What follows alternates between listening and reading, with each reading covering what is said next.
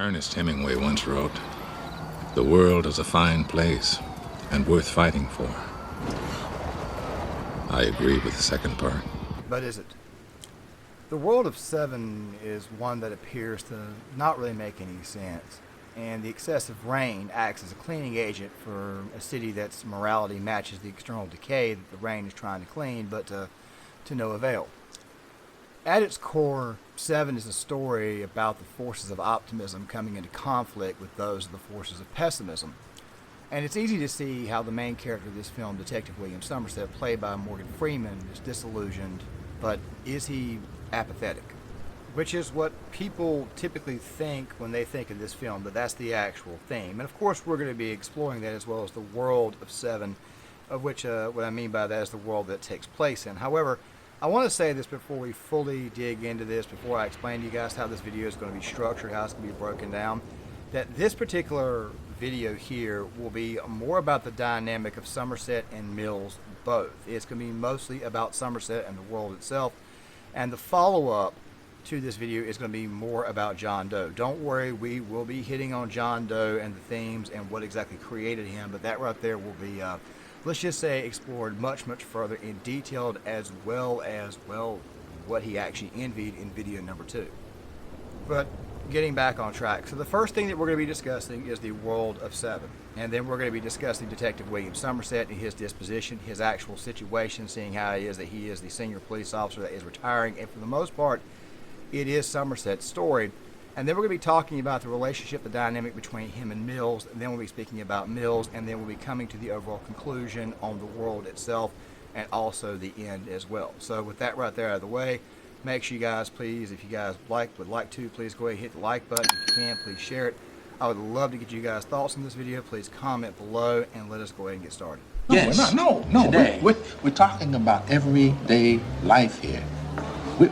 You can't afford to be this naive. Fuck off. See, you should listen to yourself. Yeah, you say. As said before, the world of Seven is a very dark, dirty, dingy place. The rain, of course, is excessively trying to wash off the stink and the dirt and the grime of an extremely dark place, and it doesn't seem to be working. You see this throughout the entire film. And speaking of the film itself, before we fully dig into this, I have to talk about why it is that David Fincher's work is so effective. You see, we never see any of the actual killings. We just see the aftermath of each killing. We just see the body. Now, I think this right here is designed to help the viewer just sort of imagine what's actually going on. Another effective way of doing this would be the video game The Last of Us, on how it is that when you get killed by a bloater, well, actually when you get killed by not only a bloater, but by anybody in the game as far as infected is concerned, you never like really and truly see what happens to Joel or even Ellie when you play as her. You just simply imagine it. Which is one of the reasons why it is that this film is so effective and still to this day is talked about and discussed, even its ending. And if I didn't say this right before, if you want to go see this film, I advise you guys go do so before you go any further, because there will be spoilers. Now, with that right there said, let us go ahead and talk about Detective Sommerset.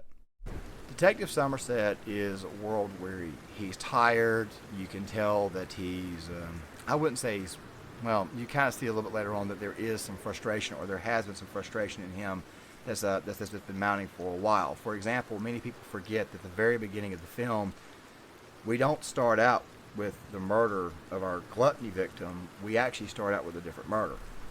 And in that scene, when asked about retiring, it doesn't seem like his fellow detective is, let's just put it this way here. He doesn't seem like he's completely thrilled that Sommerset is leaving, but at the same time, you can obviously tell that he is not upset about Sommerset retiring and leaving. What kind of fucking question is that? You know, we are all going to be real glad when we get rid of you, Sommerset. You know that? It's always these questions with you. Did the kids see it? Definitely somebody who is unappreciated, and before he leaves, he's paired up with the younger, more brash, more quirky Mills, so we'll talk more about here in a second. And conflict is immediately established, but what many people miss in the early dialogue between the two is that while discussing the situation at hand, Sommerset immediately says, I think we should find a bar. I thought we might find a bar someplace, you know. Well, I'd like to get to the precinct. It's all the same. You know, not much time for this transition thing. It's the first question that popped into my head. I guess it's the same reasons as you. The same reasons you had before you decided to quit, yeah? You just met me. Mills obviously is being a bit of a dick here and a little bit disrespectful to the senior officer, but more on that later. He drinks to cope with what's going on. Speaking of that coping, let's talk a little bit more about that coping. So there's the Metrodrome scene that people think about to help him drown out the sounds of the city that you guys are seeing right here in the B-roll footage. Don't worry, links to these YouTube channels will be in the description box where you guys can go check out those clips. And of course, also to go on top of that, when he actually goes to investigate or start to do some research on the 7 deadly sins, as he sees the decay and the grime of the city, the people themselves, this right here is what he says when he's asked where he wants to go by the cab driver. You headed? Far away from here. Yeah, and we see more of this a little bit later on when the captain shows up to his office after deciding to hand him some very important evidence from our first victim, the gluttony victim. When asked what he's going to do, retiring, this right here is how Sommerset responds. Guy's out walking his dog, gets attacked. His watch is taken, his wallet. While he's lying there on the sidewalk, helpless, his attacker stabs him in both eyes. Now, this happened just last night, about 4 blocks from here. Yeah, I read about it. I don't understand this place anymore. It's the way it's always been. Maybe you're right. Yeah, I don't understand this place anymore, which is very important because you're going to have this phrase show up at the very end. It's not supposed to make sense. Just kind of bite on that for a quick second before we go any further. He wants out. He is done. He is tired with everything that he has been forced to see for what is decades. And for the most part, this story is Detective Sommerset's story. It is Morgan Freeman's story. That right there is what this is. Well, maybe not Morgan Freeman's story so much, but definitely Detective Sommerset, who is played by Morgan Freeman. Which brings us to Mills. From the outset, these two men are supposed to be complete total opposites. You see it at the very beginning, the very opening moments of the film. Detective Sommerset is definitely much more detail-oriented. He's dumping coffee out of his coffee maker, which suggests to me that he makes it on his own. He obviously has a way of drowning out the city. We talked about this, or I mentioned it briefly with the Metrodome. And also, to go on top of this, where he's also single, where it is that Mills, on the other hand, is obviously married, and at the time this film was being made, he was engaged to Gwyneth Paltrow, who played Tracy, his wife in the film. He's obviously less organized. He doesn't even strike me as the kind of guy who even showers before he goes to work, or before he does anything. There's also the scene where he plays with the dog that some people have said this right here is very important to his personality because it tells you that he's probably a very jokey person. I'm not going to go that far into that. Another thing that I've heard, another phrase that I've heard to use to describe Mills is that he is a kid in an oversized suit. Type of guy who shuts his brain off when the crap hits the fan, etc., etc., etc. I would simply go with he is, for the most part, full-blown instinct, and he shuts his brain off when it comes time to actually think about things. As in the type of things that you would use to help crack a case like this, or try to find the individual who is committing these murders, but more on that later. And one of the things that you notice about Mills is he does not like the idea of being slighted or put in his place. 2 scenes in particular. Number 1, the scene with the captain, where Detective Sommerset is explaining to the captain that this right here should probably not be Mills' first assignment. Those other cases were taken as close to conclusion as humanly possible. And if I may speak freely, We're all friends here. this should not be his first assignment. Oh, come on. This is not my first assignment, you dick. It's too soon for me. Hey, man, you know, I'm right here. You can say that shit to my face, Captain. It's too soon for you. Captain, we can just talk in private. Obviously, this isn't working. It's a personal thing. Maybe it'd be Shut better. up, Mills. Look, I don't help. And there's also another scene that you guys are seeing right here in the B-roll footage where it doesn't appear that Sommerset is impressed by Detective Mills. You've seen my files, right? You've seen the things I've done. No. Well, I did my time on door-to-doors and walking the beat. I did that shit for a long time. When paired up with a partner like, say, Mills, you sort of empathize more with Sommerset, saying, yeah, dude, I don't blame you for wanting to get out of this police department. I mean, seriously, if I've got to deal with people who aren't going to listen to me or take my advice on anything, then by God, what the hell is my use? But more on that later. Which is where we get to our Sommerset Mills dynamic. Basically the world where a veteran, the teacher, trying to teach the youngling how to actually do detective work. And from, I would say early on, it definitely is one hell of a task for Sommerset to take on.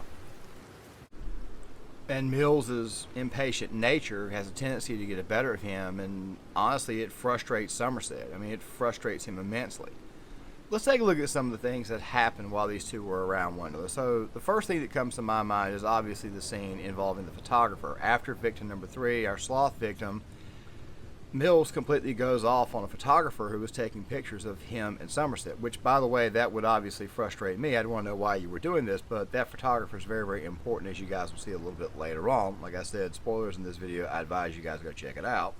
Then when the two get back to the station, they're looking at the chalkboard with each deadly sin and which ones have actually been marked off, or which victims, according to each deadly sin, has been killed. Mills just simply dismisses everything as somebody with mental illness, which we'll get back to here shortly.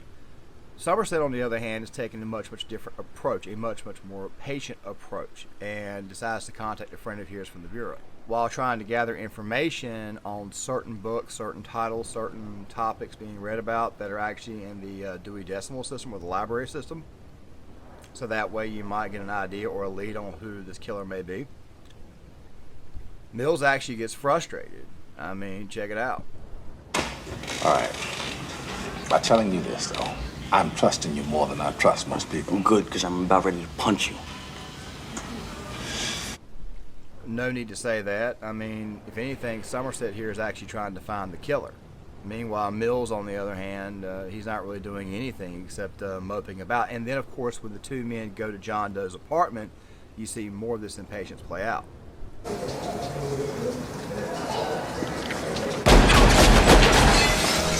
Now, granted, I cannot blame Mills for this here, but John Doe shows up and takes a couple of shots at him, and of course Mills has got to chase him down. Now, what probably should have happened in this case was that backup should have been called in, and they do try to do that, or at least Sommerset does. Mills ultimately runs through the apartment complex while continuing to get shot at by Doe, and eventually follows him into an alley where, well, Doe has actually long been taken off, and the next thing you know, Mills finds himself on the ground with a gun pointed at his face at John Doe's mercy. Impatience almost got him killed, and while I can commend Detective Mills for doing his job as in being a police officer and trying to get the criminal, there was probably a better way around it, where he probably should have known that at some point in time Mr. Doe had already fled and was probably well out of sight. Or he could be falling into a trap. Because remember, Mills has classified these people as just mentally ill, nothing more, nothing less. Which is where we get to John Doe's apartment and the investigation of that apartment. And then, of course, Mills kicked the door in without a warrant. Still, though, obviously things have got to get done. So you can say that Mills is somebody who gets things done when push comes shove, but still the point is this right here. He's way too impatient to be taking on someone like, say, John Doe, who, by the way, is very, very methodical, and Sommerset even pointed this out when the two were having a conversation in the scene that you guys are seeing right here, the B-roll footage, but we'll on that a little bit later. The thing is this right here. Mills's impatience was pretty much his undoing. But there is one more thing to cover about this scene, and it's this here. What actually angers John Doe? Now, I'm pretty sure if you've seen the film, then you know about the notebook reading and the topic of banality. And of course, that topic of banality is discussed by Detective Sommerset when he's actually reading the books. But the thing is this right here. The real point of this film, or the first real clue of where this film was actually going to be going as far as the overall message was concerned, was actually back at the police station when the men were at the chalkboard. Let me replay this. A single complaint from the tenant in apartment 306, and nobody ever complained about him. He's the best tenant I've ever had. End quote. Yeah, landlord's dream. Paralyzed tenant with no tongue. Who pays the rent on time. Victim number 3, the sloth victim, was tied and bound to a bed. Basically tortured, not given any food, had a catheter in him. If you've ever had surgery and you've ever had a Foley pulled out, then quite frankly, you're probably wincing at the sound of my voice right now, even talking about this. But he bound that guy for a year. Now, granted, that guy was a pretty bad dude. We'd find out later on. But still, though, the point is this here. He bound this guy for a year, and the tenant owner, and once again, this kind of goes back to, that doesn't confront me none as long as I get my money on Friday. The only thing he cared about was a check being delivered on payday or the day rent was due. That's the banality that John Doe is frustrated with. We see a deadly sin at every corner and we do nothing about it. But it is the lust and pride sequence where the themes of this movie really and truly punch through. I think I undercharged him, actually. You made this for me? Yeah, I've made wood of shit and that, so what? The Billy's Leather Shop scene, to me, I think, makes this entire film just come together. The actual themes and messages itself. So, basically, before we go into the murder, which is lust, and eventually the one that is pride, Mills and Sommerset take a trip to a leather shop, which is just code for sex shop, and they find out that a certain device has been made for a certain individual. Then that device is used in a crime on one of the victims that John Doe has selected, a blonde, a prostitute. And then we get this sequence in the police station where both men are questioned. And what I mean by both men is not John Doe, but the person who was used for the act on the prostitute, and of course also the brothel owner. This right here. While Mills is interviewing the brothel owner, this right here is what's said. Do you like what you do for a living? These things you see? No. No, I don't. But that's life, isn't it? That's life, isn't it? Before that, Mills had asked him, whether he saw something strange. You know, guys come in, everybody's coming with a package. You couldn't at least ask to find out what was going on. And Mills is just kind of like befuddled at what is being said. The truth is this right here. For a lot of these people who live inside these cities, this is in fact life. People have to find ways to pay bills, and they find some very, very sick and disgusting ways to do so. Now, that is not me defending what's being done here. I'm just saying that in some of these cities, the environment has been created and it's being harbored. And that right there is when we get to the famous bar scene. But just to put one more bit to this right here. The brothel owner is everything wrong with this entire situation. You should not have to make a living doing this type of work. But we foster the kind of atmosphere that allows it. And while Sommerset and Mills have this conversation, and why it is that Sommerset explains to Mills that, look, people for the most part just want to eat hamburgers, we then get this certain sequence where apathy suddenly is kicked around as a possible solution. But it's this part here that Sommerset, this little monologue here, that I want to focus on. So let me play it. I just don't think I can continue to live in a place that embraces and nurtures apathy as if it was a virtue. You know different. You know better. I didn't say I was different or better. I'm not. Hell, I sympathize. I sympathize completely. Apathy is a solution. I mean, it's easier to lose yourself in drugs than it is to cope with life. It's easier to steal what you want than it is to earn it. Yeah. It's easier to beat a child than it is to raise it. Hell, love costs. It takes effort and work. It is almost as if to say that Sommerset is trying to say, and he's not lying, love does cost. It does take work. It does take money in some circles. And I know I'm leaving out another whole section of the story that I'll get to here in a second involving Mills and Tracy, but the thing is this right here. He's not lying. It does take money. But so many people get by in the world without money, raise a family, and for the most part live relatively good lives. which sort of feeds into the nuance of the story. You see, there's eventually a scene where Tracy, who did in fact hit it off with Sommerset in this story, and I believe actually shaped a lot of Sommerset's attitudes towards the end of the story, because Sommerset is actually turning away from apathy, if you ask me. And of course, that scene I'm talking about is the diner scene where she basically tells Sommerset that she's pregnant. She does this, by the way, before she even tells her husband, Mills. In a lot of ways, she keeps Mills grounded, but still at the same time, though, it makes the ending of this film much, much more heartbreaking. He's going to court now. I'm telling you, there's no way he would just turn himself in. It doesn't make any sense. Larry says it's not supposed to make any sense. No, it's not supposed to make sense. It's not supposed to make sense why it is that people do such evil things. And even if they have gripes with the world that are in fact legitimate, at the end of the day, you still don't enact a plot that involves killing 5 to 7 people, even if one of those people is in fact yourself. It's pretty sick, it's pretty depraved, it's absolutely disgusting. For some odd reason, it feels random, yet it's also planned. Just think about that for a second. So when John Doe reveals the full extent of his plan, you can't help but wonder what is really and truly going on here. I mean, go back to what you guys heard earlier. It's not supposed to make sense, but You tell me that's not true. That's not true. Become vengeance, David. Nah, she's all right. You tell me. Become. All the way, you know. No! She begged for her life, Detective. Shut up! She begged for her life. Shut up. And for the life of the baby inside of her. Shut up! and this right here also signals that she was more inclined to keep the child, seeing how it is that she was obviously begging for the life that was inside of her. I mean, she was still willing in her final moments in some way to try to protect her child, whether it was through words or actions.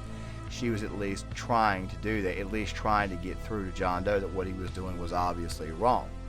Sommerset even smacks John Doe as John Doe is trying to reveal this to Mills. Of course, that there being the sick sadistic plot that John Doe had orchestrated to get Mills and Sommerset out into the middle of nowhere so that way he can enact his final plan, which was designed to get Mills to kill him, therefore becoming wrath. And of course, the sixth sin was envy. And even though you see Mills kill Doe, as cathartic as it is, it's still a gut punch that Mills would have to go out like this. But that still leaves the question about the story itself. Why is it that you feel that Sommerset has not fully given in to apathy and, for the most part, has turned away from it? So, to conclude this video, let's go back just a little bit further. After the fifth murder, he tells Mills that he's staying on for the end of the case, not leaving. And of course, it's not leaving a lot because, quite frankly, he doesn't exactly think this is going to have a happy ending, but he is more than willing to go through with it all the way to the end. And while definitely disillusioned and tired of all the BS he's had to deal with for decades, he is somehow or another in this time being around Mills and even Tracy to a certain degree. He feels that while Mills is definitely more hopeful and has a lot of false confidence and has also got a bit of a misguided nature, meaning that he needs a little bit more experience and needs to become a little bit more gristled, he also feels that he was challenged to a certain degree and was starting to genuinely care. He realized that there was in fact something worth fighting for. It may have even been the final moments, which, by the way, the ending of this film, the studio meddled in to try to get the ending changed to what it is now. There's another film that we'll be discussing before the end of the year where the studio, or at least one of the lead actors with the studio, was able to change the film around. Another day, another video. But the point is this right here. They weren't sure on the ending that they wanted to present. There was even one ending that was tossed around where Sommerset would actually be the one to shoot John Doe and look at Mills and say, "I'm getting off the force anyways. I'm leaving, so have at it." This right here could have been an allusion to the scene on the way to victim number 3, where Sommerset revealed that he'd only pulled his pistol a few times, but more on that in video number 2. But still, though, it's worth fighting for. Yes, the world may not, in fact, be a wonderful place, but it is definitely worth fighting for, and that right there was the point of the film. It rained pretty much throughout the entire film, but the sun was shining when Doe turned himself in. And while revealing the full extent of his sick plot to light, and of course having to go through the very end, the sun was sort of shining as if to say that there are better days. However, you must be willing to fight to see those better days. So no, in my honest opinion, I don't think he was apathetic at all. If anything, I think that he was turning from apathy. But you guys tell me in the comment section. I would love to hear what you guys have got to say. If you guys can, please hit that like button. Please comment. I would love to get you guys' thoughts on the video itself. Tell me if you think it was good, bad, or just thoughts on the film. Also, something else too, please consider subscribing. I will probably link a video from my second channel, Gear Issue 33, in the comment section of this video here. Please consider subscribing over there as well. That way there's where I do my more military-related content, even though I have released some of that here on this channel here as well. Still though, please consider subscribing over there, and still please consider subscribing here, and please hit that like button. Tell me what you think, and I'll see you guys later. Ernest Hemingway once wrote, "The world is a fine place and worth fighting for." I agree with the second part.